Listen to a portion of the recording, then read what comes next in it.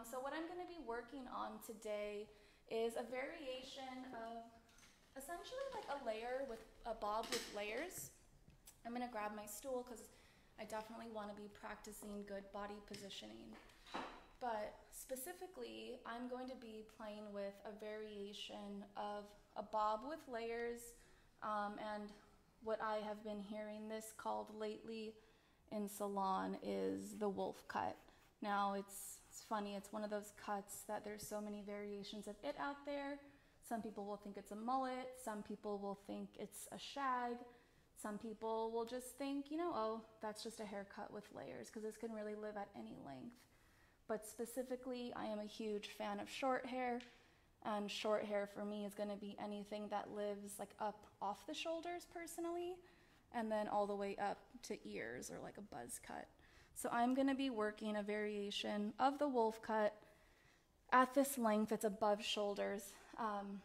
This is my model, Brittany. Now, Brittany has quite fine hair. She has, somewhere between low and medium density, and she has kind of like a larger landscape to work on. She has kind of a big head. Don't tell her I said so. It's not really salon appropriate language, but Brittany's okay with it. She knows what's going on.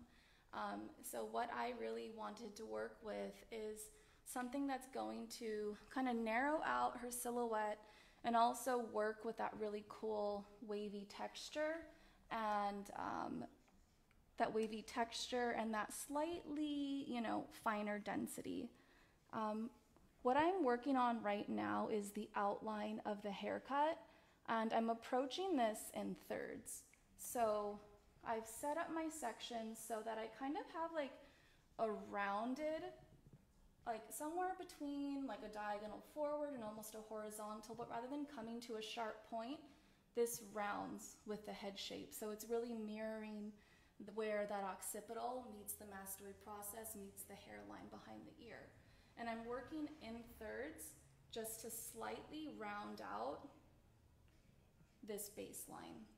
So what I'm really taking care to do is making sure that I'm standing right in front of my section, in this case sitting just to save my back. I'm bringing this whole section down at a natural fall, making sure that I'm taking great care to groom this from the roots so it's coming straight down. And I am using a straight razor because I really do want to kind of encourage some little kicks and flips. And I'm just coming in with like a relatively short stroke. Getting back in there and just setting my tension again and finishing out the left side of that baseline.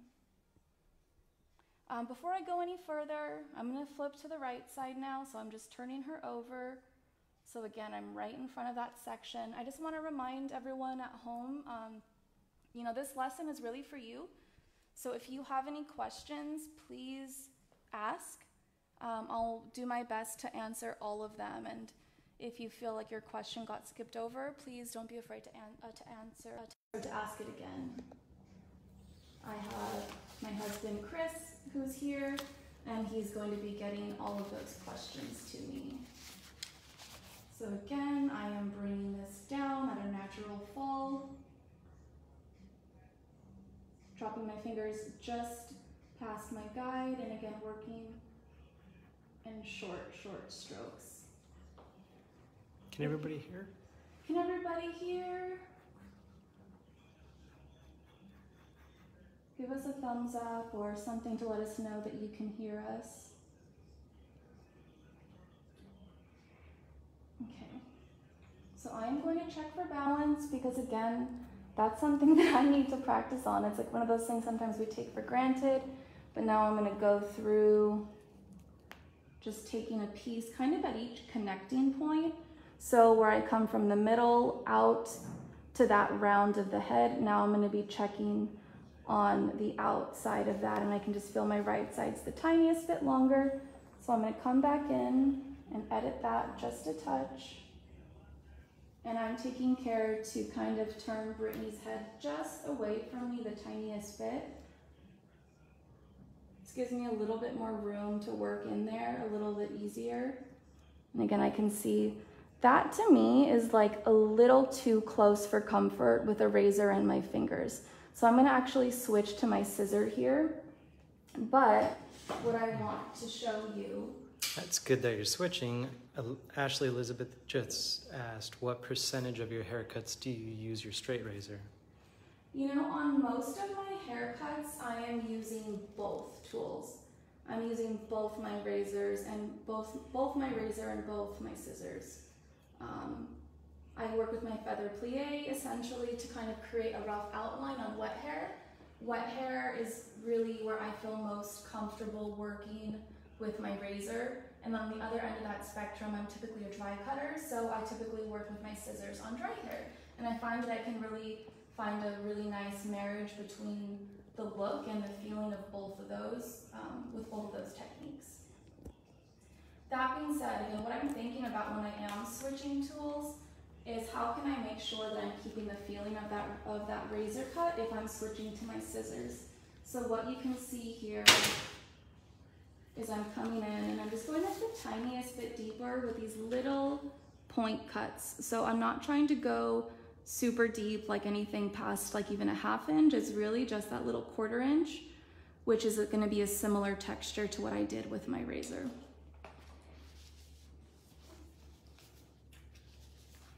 How is everybody at home today?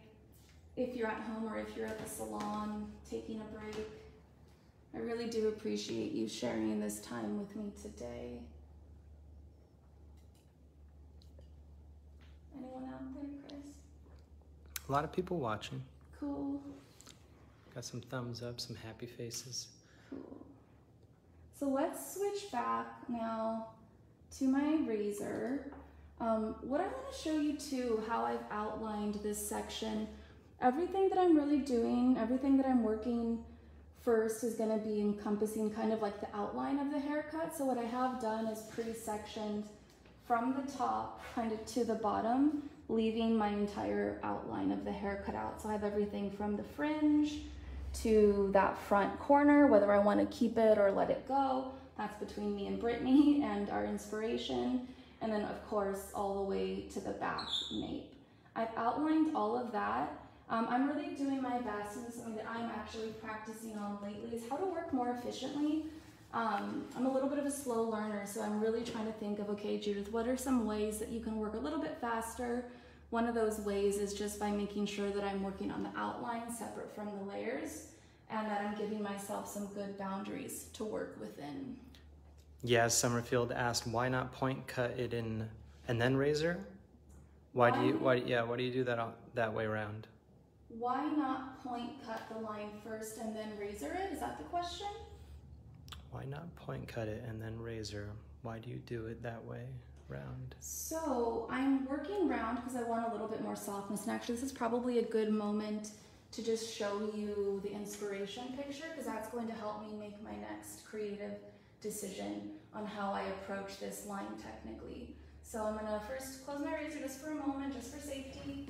I'm gonna have you all kind of pop over here with me really quick, just to look at my inspiration pictures. Again, Saibia from Squid Game, I think they're incredible. And when I first saw this haircut, I was just like, yes, I need to learn how to cut this. Definitely has a little bit of the spirit of that wolf cut that we've been seeing, which is really like, again, could be worn at any length. I'm going for shorter because I love short hair. But what I'm going to be creating right now, and why I'm choosing to go round, is to me is like a strong but soft feeling to this perimeter. I can see where it kind of lifts up at the front, and I can see this kind of corner that's just almost radiating straight out from the head shape. To me, that reads as round. Also from the back here, I just feel there's this soft movement. Now you can edit this whichever way you want. If you want to keep a stronger corner, you totally can. But in this instance, me and my client Brittany, we're deciding to go a bit softer with it. But what I'm about to create right now is this line that just ever so lightly lifts up around the face.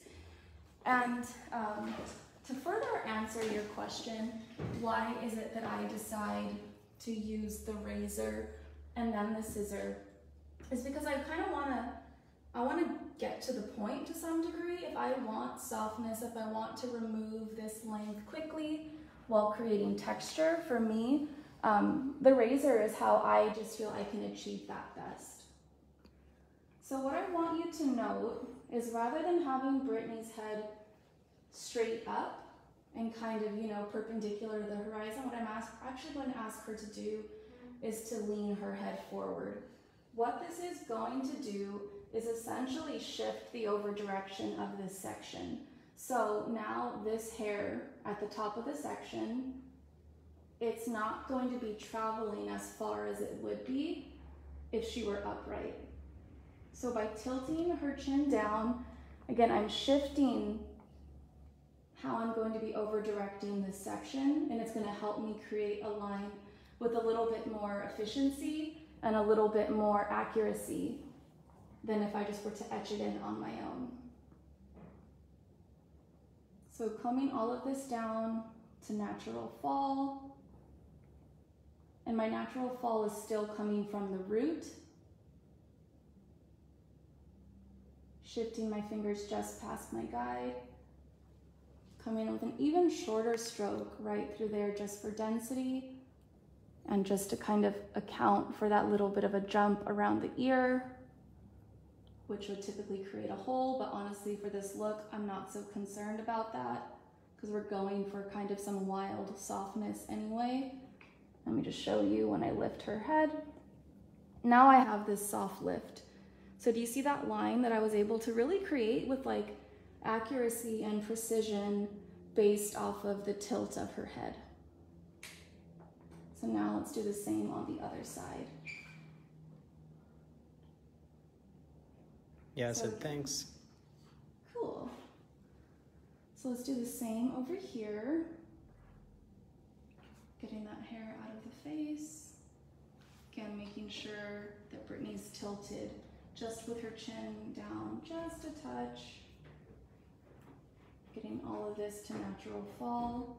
And I just want you to imagine, it would be, like first off, if I was gonna be creating a line that went from short to long this way, it would be quite hard to do it coming from left to right, which would be my typical approach with my razor. It would be much easier to visualize that line in coming from right to left, but what that would also do, it would push all the hair away from the face. So I wanna make sure that I'm still having the right push forward. And again, that's where it's another way in which just this head positioning is really, really helpful.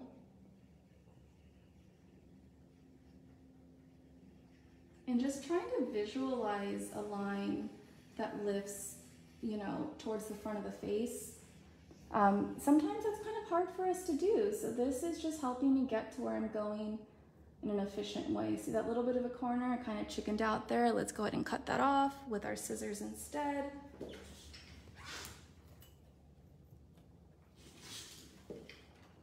So again, natural fall. I'm going to be cutting a square line in. I'm going to be using my finger just to support my scissor and just softening that little bit of a line.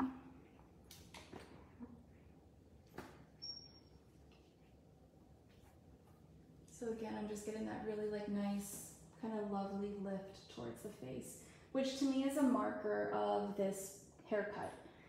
When it comes to breaking down an inspiration picture, I'm really looking for just certain markers.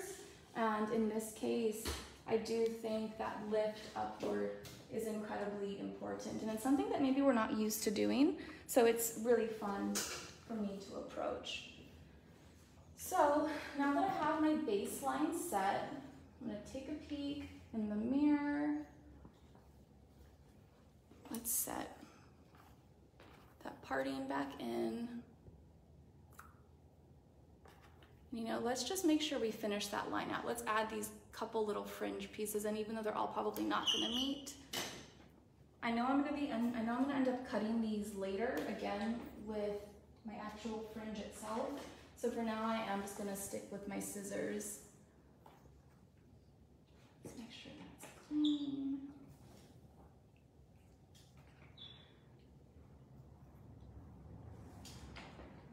Stick with my technique, so chin is down. Jennifer Brune said, thank you for this. Oh, thank you for being here. Have you all seen this haircut? Has anybody brought in inspiration of this haircut, or maybe said like wolf cut in your chair?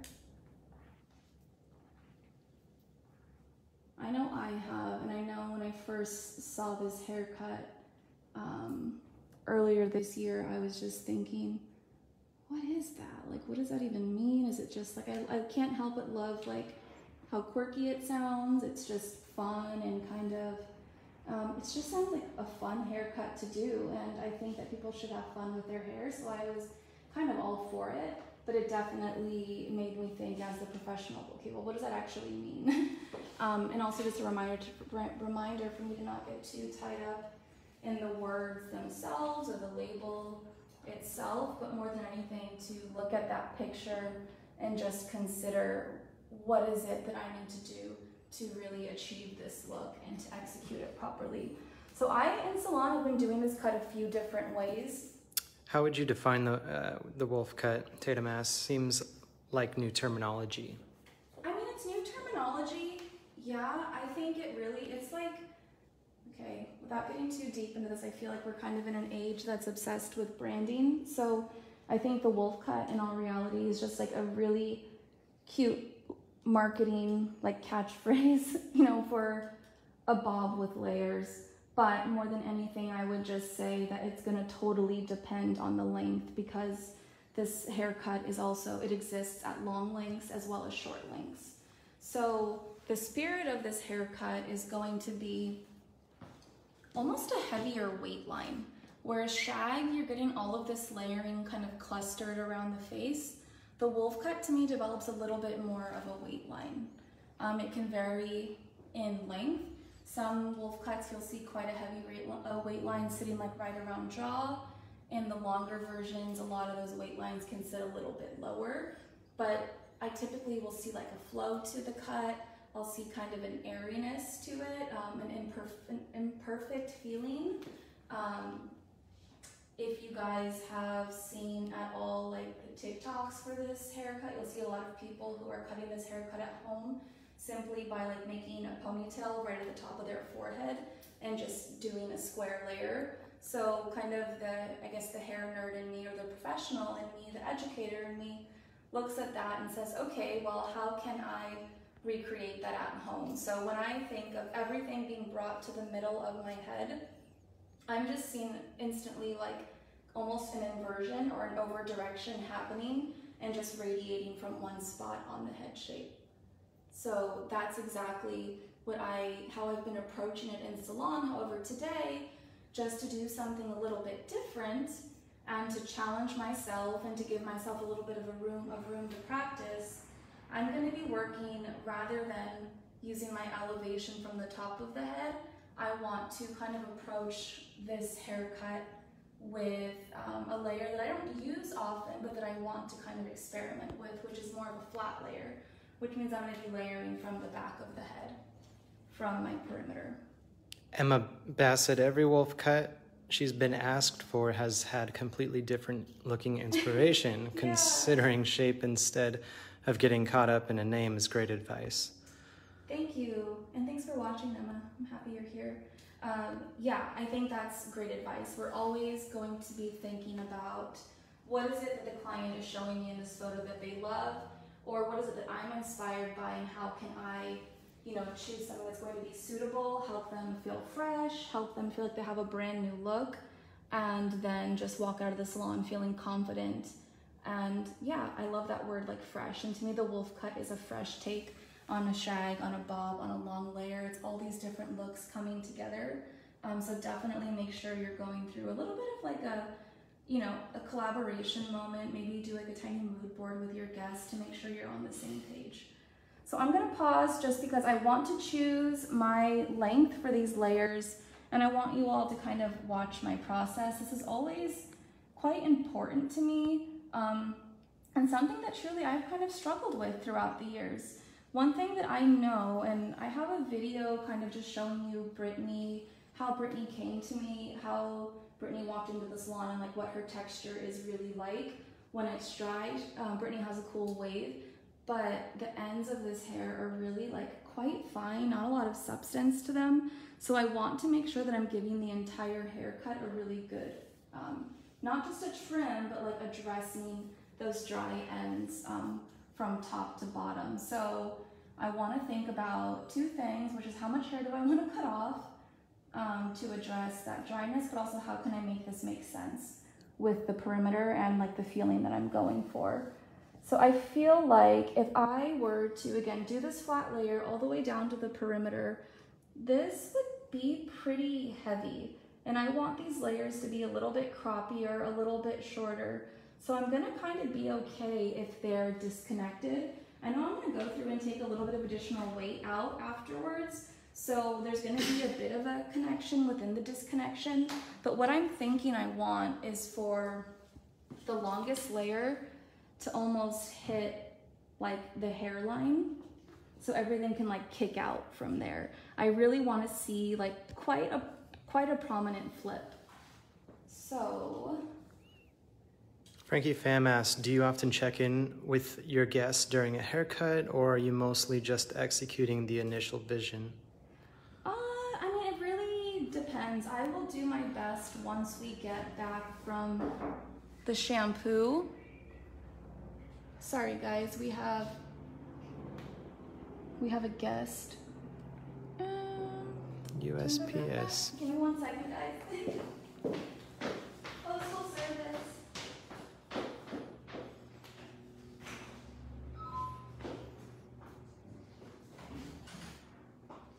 And all the beautiful plants. Look at all the beautiful plants. Is salon wire pretty? Salon wire is really beautiful. All right, let's get back in here and do some cutting. So to answer your question, Frankie, it really depends. Sometimes I will be totally quiet during an appointment, in which case I will just let my guests know, like, hey, I'm going to be focusing right here. And then sometimes I am also, you know, checking in, like, you know, hey, how do you feel about the length on this fringe? You know, are they feeling what the haircut is doing?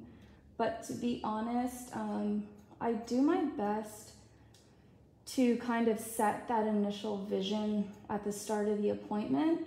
And then I kind of don't want to let myself almost get like derailed by anything that may be making them nervous, just because I know I'm not quite done yet.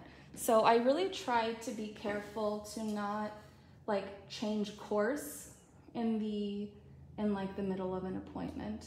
But you know, of course I'll check in to see if they're feeling good, if they need anything, if they need a break, especially with us still working with masks on. So I will take, you know, little moments there. Okay, so again, you can see there's a little bit of a disconnection with those layers. And actually, I think what I'm gonna do is continue holding everything straight out from the head, not really at a 90, but I'm going to just lightly connect that out. So I'm going from flat to then just a little bit of a short to long or a concave angle. It's gonna, again, promote that flip, and it's gonna keep me on course to make sure that I'm connecting everything. So I'm loving this cluster of layers already.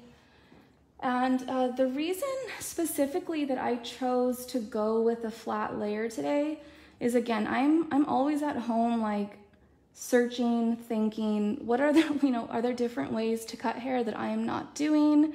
And, you know, what are they even doing in different salons that I can learn from? So even though I love being in a classroom, sometimes a lot of, you know, the way that I educate myself really is just through things like this, which is live with Hairbrained, or really like, honestly, YouTube. So specifically, a few months ago when I started researching this wolf cut, I saw a hair cutter, their name is Master Kwan, and they do, you know, they're a Korean hairstylist, and I just loved his videos. So I was watching a lot of those and I saw that he used this flat layer relatively often. So I decided, you know what, I think I want to try that. Gerard's in the house, said, looking great, Jude. Hey Gerard, thanks for having me today. So what I'm doing is pivoting around the head shape.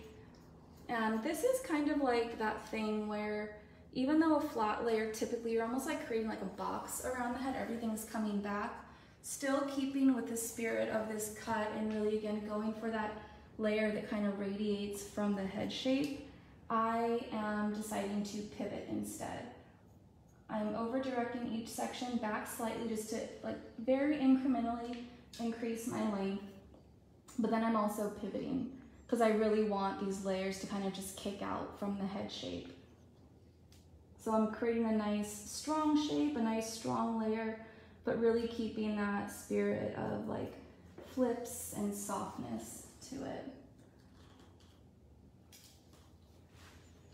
Let's keep going. Another thing that I am practicing in front of you all, which, not gonna lie, is a little bit vulnerable for me. I said this earlier, but I typically do most of my scissor cutting on dry hair. But in this case, just kind of as a means to practice this layering technique, to try this technique similar to what I saw Master Kwon doing, I said, okay, Judith, like, why don't you try cutting wet with your scissors? I'm sure most of you at home actually do cut wet with scissors, but for me, it's really like quite out of my comfort zone. I've really found that I like to achieve that texture either wet with a razor or dry. So I told myself, okay, let's try something a little bit different because that's really what mannequins and models are for. Ashley Elizabeth asked what shears you use. These are actually from Hairbrained. I really wanted to treat myself to a new pair of scissors this year, so I went with their AG, these are the anatomical grip in the 6-inch. I had previously been working with scissors that were not offset, they were a straight handle, and I was really starting to feel a little bit of a pain in my wrist, in my fingers, so I decided, okay, I'm almost 10 years into this career. I really do need to be careful and take care of myself. So I made the switch to an anatomical grip. So it's just really comfortable for me. And it's less stress on my body, which is huge.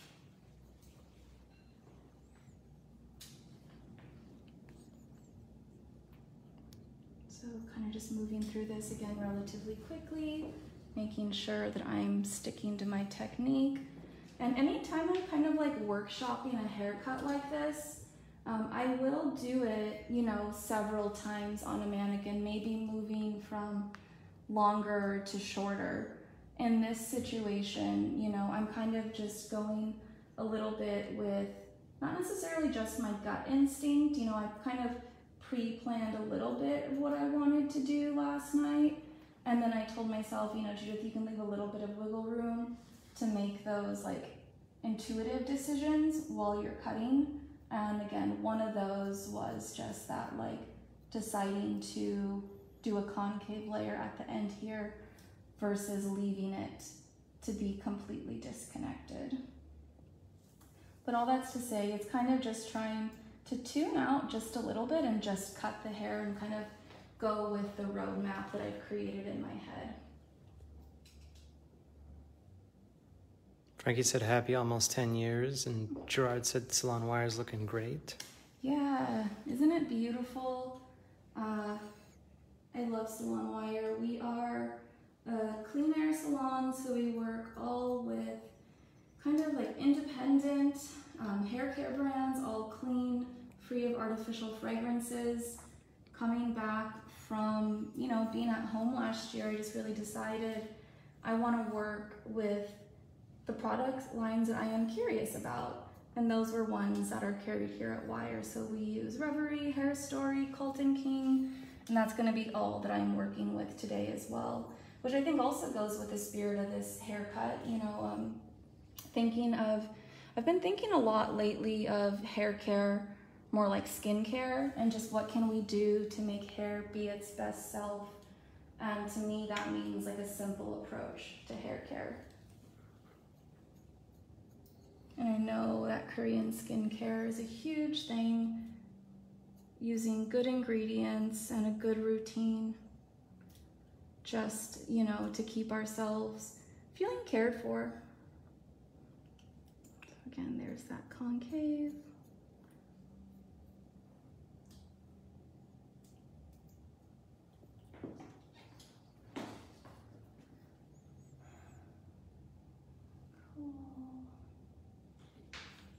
So I'm just gonna step back for a second and see if I like what this is doing.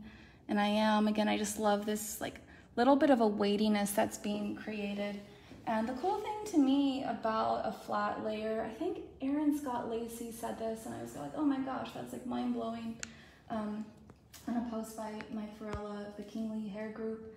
But they were talking about like what is a flat layer, and essentially it's like a layer that almost moves from a point of like graduation at the top, because his hair is coming down, it's below a 90 degrees, so I'm saving weight, but then at various points I'm actually also coming straight out at 90, so you're moving almost from a layer up and up and up into building weight. So these layers at the bottom support the layers at the top in a really cool way that, you know, no other layering pattern I can think of does, but I probably could workshop that a little bit more too.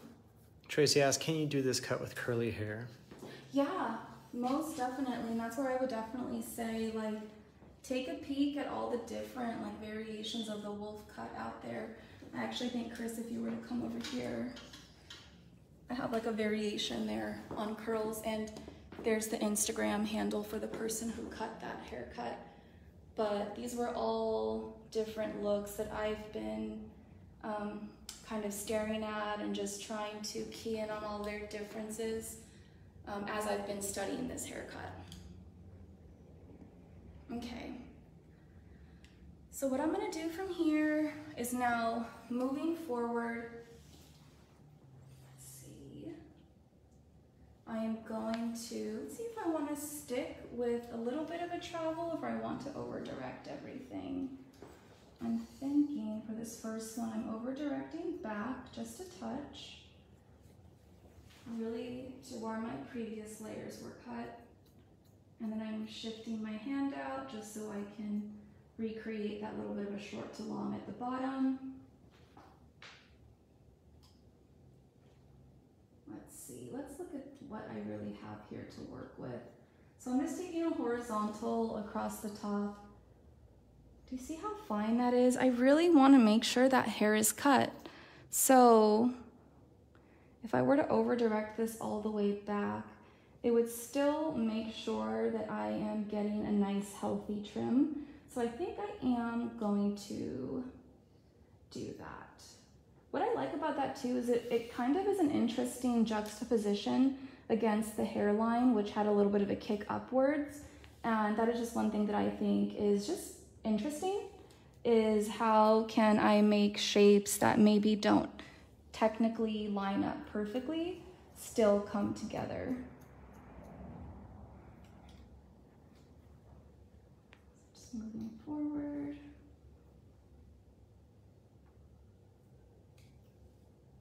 Bringing all of this back. So I'm keeping my body straight in front of that line that I'm over directing to. That just tells me, Judith, don't go anywhere past that line. So I'm bringing this straight out to the center of my body.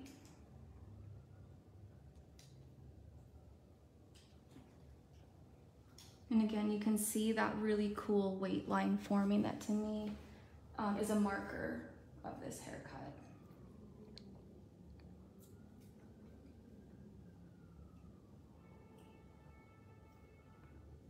Any questions out there, Chris? No questions right now. Kevin Baker said that he loves how organic you are and malleable in your approach to cutting. Thank you. I like to think that, you know, if we have a strong vision and a strong kind of software that we're working with, you know, I'm kind of keeping a little bit of a faith in that. I was trained at Tony and Guy. I worked there also for the first 4, almost 5 years of my career. So I have faith in that system that's in there, and now I'm kind of using it in my own way. So even though I don't think that this hairline is going to reach, let's bring it back just to see.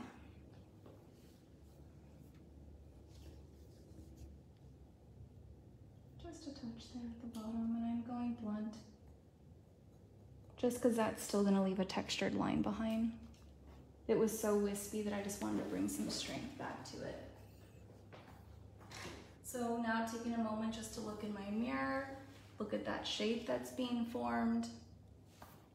Again, seeing that nice kind of strong line of layering that's being formed, and just seeing those really cool S curvatures that are being formed by her wave.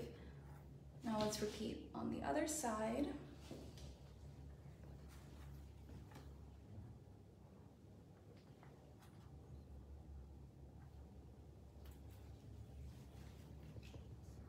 So traveling with diagonal forwards, again, taking a sliver of hair from the back. And again, now I'm standing right in front of that section and bringing everything straight back. You can see there's that guide to length. It's fine, but it's there. And that's one thing that I would really encourage you all to just be practicing all the time is, you know, making sure that you see your guideline. Sometimes with a point cut, it can be a little bit harder to see. Sometimes with a razor, it can be a little bit hard to see. Sometimes with dry hair, it can be a little bit hard to see. But what I'm always thinking about is not only where, you know, am I not only looking for that guide, but I'm kind of thinking ahead, where should my guide be? That tells me, you know, to slow down a little bit when I feel I'm going to be approaching it. One thing I've seen a lot of is hairdressers will kind of just so quickly distribute the hair out that their fingers just are hiding the guide. So I would really encourage you, you know, take your time,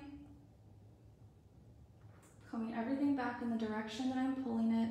Now I'm gonna slow down, really just move my fingers out to help me visualize that guide. So I'm really mirroring where I think the guide should be. And it just helps my eye identify it that much easier. So this time I'm going to take all of this back in one section.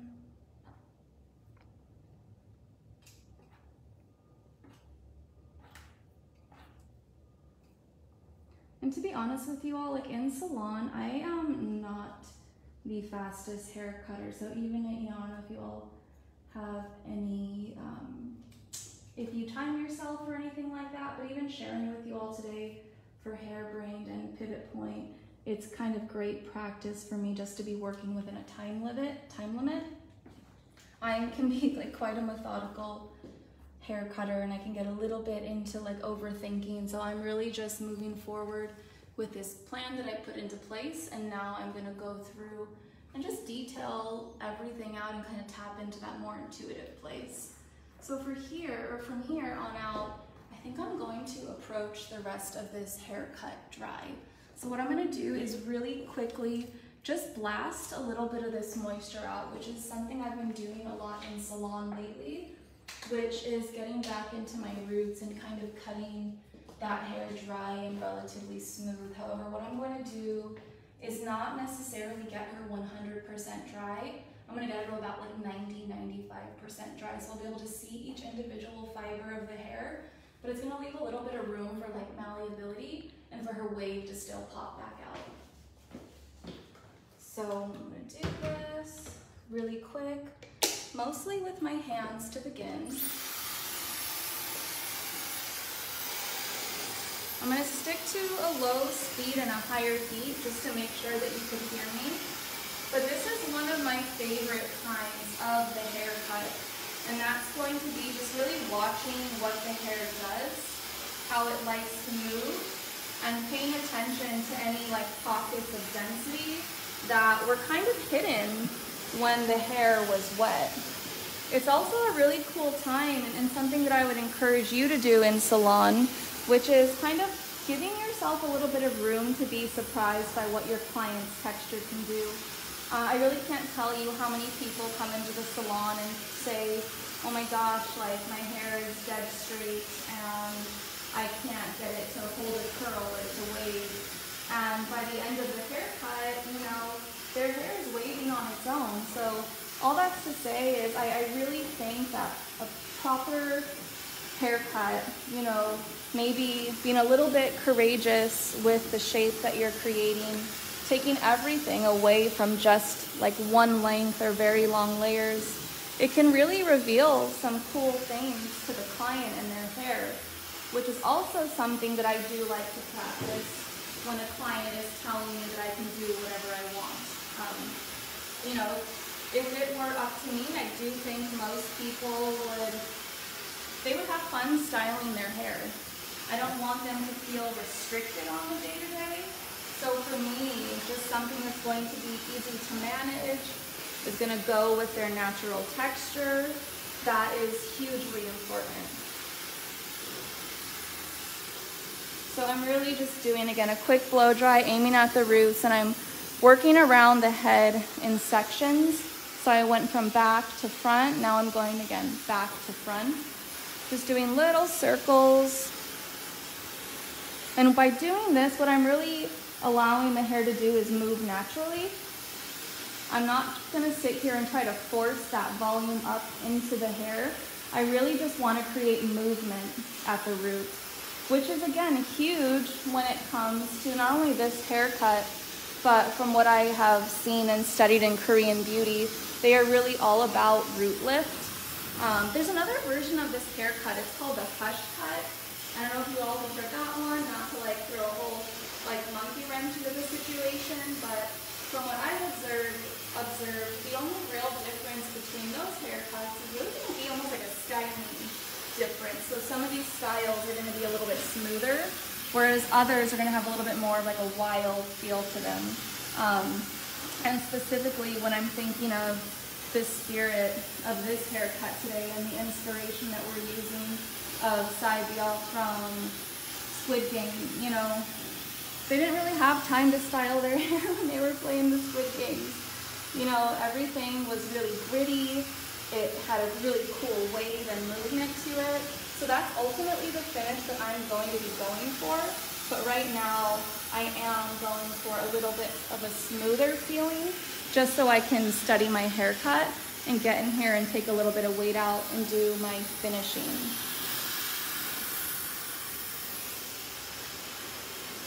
So you can see that Brittany's getting a little bit poofy here. I've done about all that I can comfortably do with my hands. And I'm just going to quickly finish or switch to a flat brush and do a little bit of a flat wrap to create a bit of polish through the ends. This is one of my favorite blow drying techniques, and it can be quite easy for clients at home, as well as work really great with bobs of, you know, anything above the shoulders where they're kind of struggling to get it smooth all the way through. So what I'm really doing is using my tools as if they are one. So I'm using the curvature of Brittany's head, keeping the brush flat to it, curving with it, and then keeping my blow dryer close behind. So what I'm really looking for is for that whooshing sound. You hear that? When the air is flowing through the bristles of my brush. Going to the front and just moving back and forth, which is great just for kind of mastering cowlicks. So I know I haven't done anything to the fringe yet, and that's okay. That's about to be my focus, where I'm going to give myself a little bit of room to get in with some freehand, which is something that when I'm trying something new, especially at home or on a client, it's going to be usually for me a mixture of you know, maybe something old, something new, something borrowed, nothing blue. You know, it's one of those things, pardon me, where I want to give myself a little bit of room just to have some like fun and kind of tap into what makes me and my work special. Not saying that I am, but just being myself with the haircut too. Can you do this cut on baby fine hair? Definitely. I think it would work beautifully on fine hair. Again, Brittany is like relatively fine. There's just like a larger head under here, so it makes everything just pop out a little bit more. So I'm working with the natural volume that Brittany has. So I'm gonna take a peek, just kind of turn this around, and again, I'm just seeing all those really cool clusters of layers. I'm seeing that kick. And now I'm gonna work through all of this around the face. Remember, I did over direct, to be honest with you. Like, I'm not mad at it, but maybe if I were doing this again, maybe I would try over directing just to the previous instead. But I do love that really cool like volume in the back and then that line in the front. Okay, I'm gonna get into this finishing. So what I'm gonna do is ask Brittany to keep her chin up, and I'm gonna try to be as eye level as possible with this fringe. One thing that I do think is different about the wolf cut from the shag, or at least a lot of the shags that I see, maybe not so much of a modern shag, because I think a modern shag is meant to be a little bit softer than some of the more like not overly stylized, but very stylized shags. I think the fringe section is different. So this is working with kind of a narrower section, as Kel's from San Diego at the Factory Hair with DJ Muldoon. We were talking about this fringe, and Kel calls it like a skinny fringe.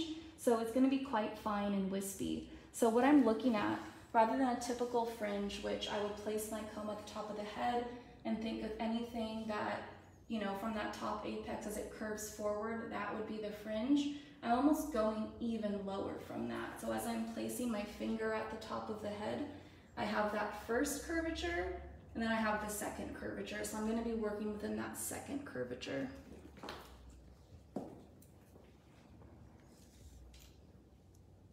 So taking a little narrow triangle section.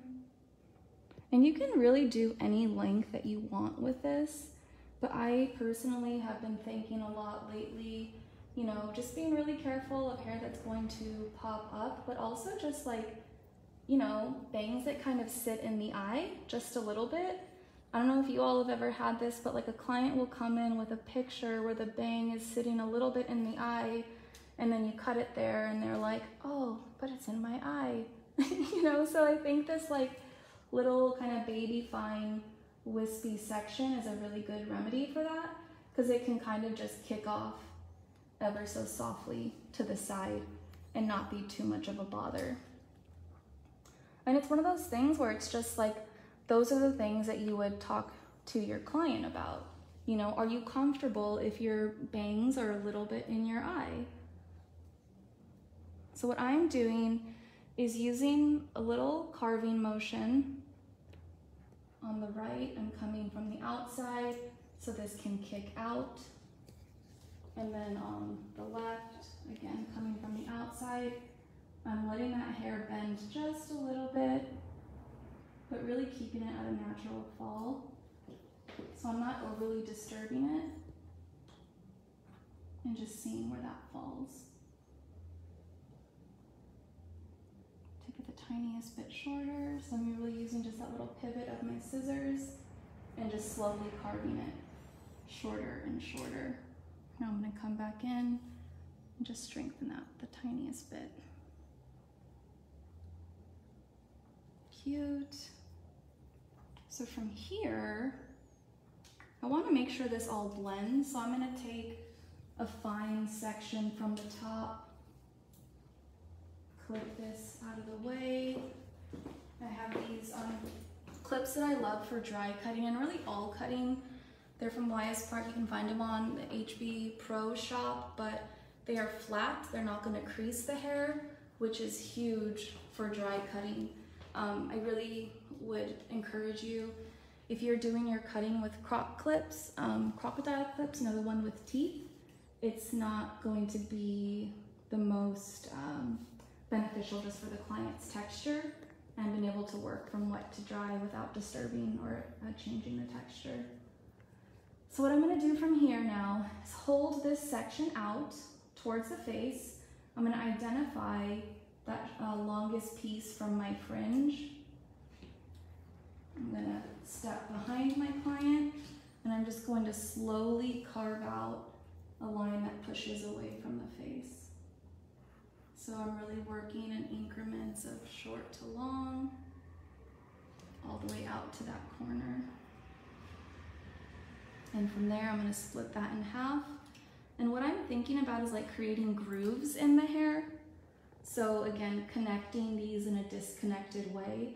So if that section ends right around here, I'm going to start about an inch or two higher than that, because that will allow me to work my way out to the tip and give myself a really soft and visual blend.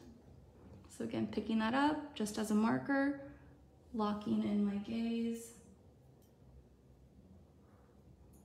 And this is going to work really well to create a really soft, fluid feeling and really to help encourage the wave. Okay, so I'm going to come over here, do the same. This time I'm standing in front. There's that short piece, and I'm holding this at a low elevation and working again, short to long. And what I'm looking for here is really going to be more of like a visual balance versus a perfect balance.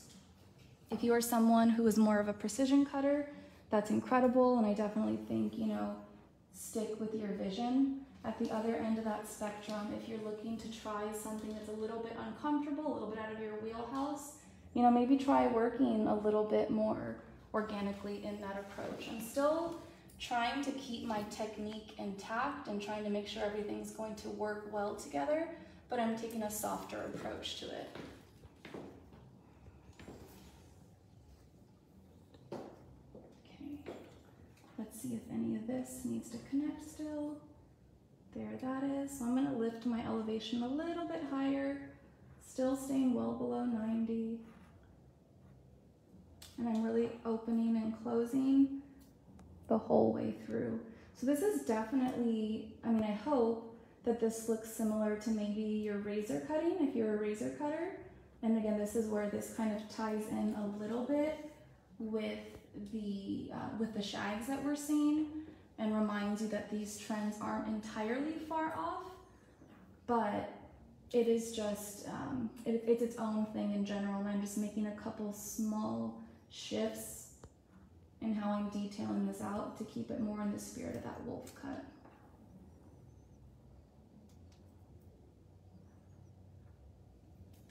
Okay, so nothing else is reaching. I'm getting that little bit of a kick forward, which was the goal. The last thing I'm going to do after I finish out this fringe is I'm going to go through and take just a few little kind of pockets of weight out. When I had shared on my Instagram that I was going to be cutting this, a friend of mine, her name's Natalia, she mainly works with extensions, but she commented, oh, that's basically just like, the Rachel, like the Jen Aniston flippy haircut. And that's just that reminder, all of these trends, everything does come back around, and that's where the most important thing for us to do as professionals is just to kind of tap into, what makes this, like what structurally identifies this look, and then from there, things like the feeling, the things that make it 2021, that is where you want to focus on how to make it fresh for today's client and suitable for the person in your chair. So from here, what I'm going to do now is go through the back in thirds. And I'm going to take a little bit of just weight out to encourage some of these flips. So I'm going to use my fingers, I'm not using my comb. Twisting that hair up and out of the way. And again, I worked in thirds on the underneath, so I'm going to do the same with my weight removal. I'm going to look for that bend in the hair, and I'm just going to carve out little pockets of weight. And what this is going to do is going to encourage that hair just to piece together a little bit more naturally. And kind of to Frankie's point earlier, this is definitely where I will check in with my guest. I will kind of let them know with my process that, you know, really only about half of your haircut is going to be done wet if I'm approaching any part of it wet. I will let them know ahead of time what to expect as far as, you know, when detailing is going to happen, you know, when the fringe is going to happen, and just let them know what it is that I'm doing and why, so they don't think, oh my gosh, like, this is still really heavy. Like, is Judith done? You know, I want them to feel informed more than anything. And when it comes to things like weight removal, that is a great place to check in with them. Or I should say like density removal, debulking. I don't love the phrasing of thinning hair out. I don't think anybody really wants thin hair. Personally, I just don't think it sounds professional. It sounds, you know, just kind of robotic. So for me, you know, I will let them know I'm going to be taking some bulk out. I'm going to be creating some space in your hair. I'm going to be encouraging movement by just, you know, evening out the density or addressing the actual thickness, the density of your hair. And I will every once in a while ask them to like get their hands in there and just feel things out. So kind of with my hand, just like see what that layering pattern has created. And I just love that silhouette. I think it's so cool. And I really do think it goes in line with the spirit of this haircut and the character who inspired us today. You know, in that show, they were kind of like very unassuming. People didn't think that, you know, they were capable of winning. They didn't think they were capable of, you know, tricking them or anything. And so I'd be all really just surprised a lot of people with kind of that soft but strong demeanor that they had. Kind of looked classically feminine. You know, this feels a little bit thick. I know mannequins are sewn a little bit thick at the crown.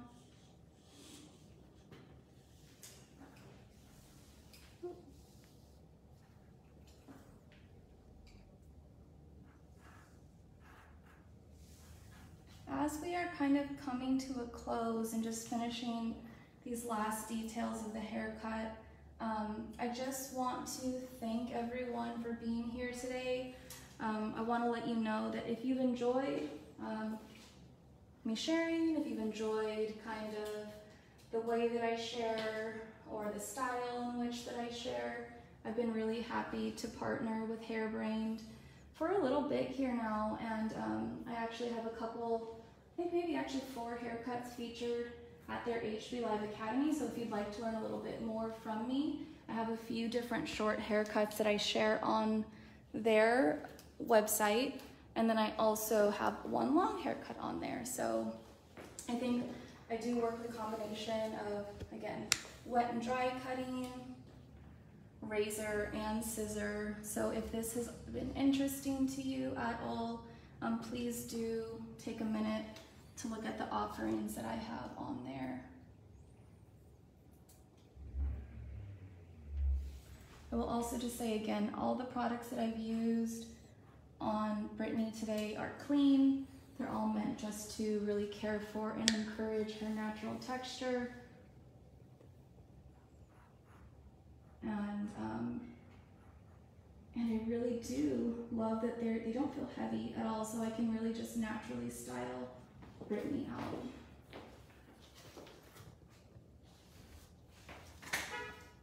Does anybody have any questions about this particular part of the technique?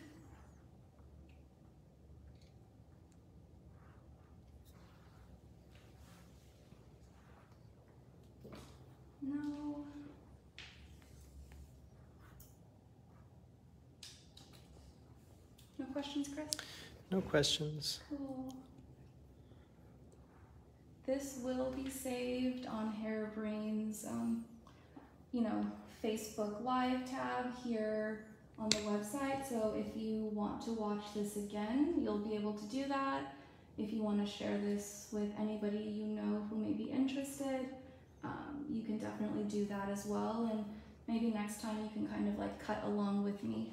This would be a great opportunity to, find a model or, use an old mannequin, maybe like a longer layer to try this technique on. The last thing that I'm going to do is just etch out this perimeter just a little bit.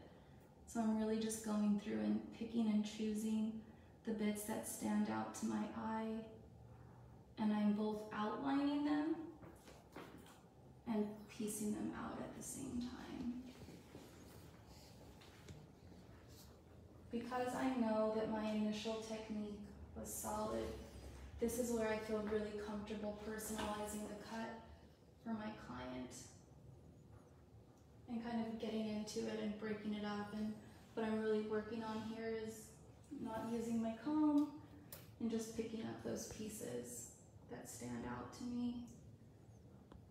And really, again, taking the spirit of that haircut from Saibia, which has this really incredible kind of like pieced out, almost spear-like texture. And I'm just working that a little bit further. Nahid asked, how would you do it on the back if the client's hair wants to flip naturally? If it wants to flip naturally, then this would be a great haircut for them because this haircut is meant to flip. So I would tell my client, hey, great choice of haircut inspiration, is going to work great for you.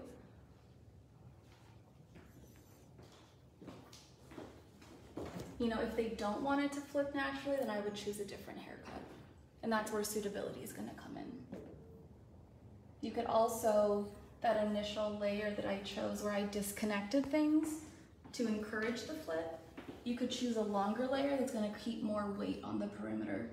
And you can maybe just do a little bit more of a layer just through the crown versus through the entirety of the back. So I'm going to finish this out just with some styling. So I really want to use my hands just to see what the hair wants to do. I'm going to incorporate a little bit of moisture using 2 different products. One of those is just water, which I think every client loves when we tell them you can use water because that is very inexpensive. And then I'm going to come in here with a little bit of Undressed from Hair Story, which is one of my absolute favorite products and favorite lines. I also prepped Brittany using New Wash, which is a 2-in-1 cleanser and sets the client up just for really supple, moisturized, soft, shiny hair that's going to air dry beautifully. If you're curious about these products, you can go to the link in my bio on my Instagram to kind of get more information about them, specifically the New Wash. If you are a hairstylist who hasn't tried it yet, you can actually get a free sample through the link in my bio, which actually, Chris, I'll have you take a peek over here. If you guys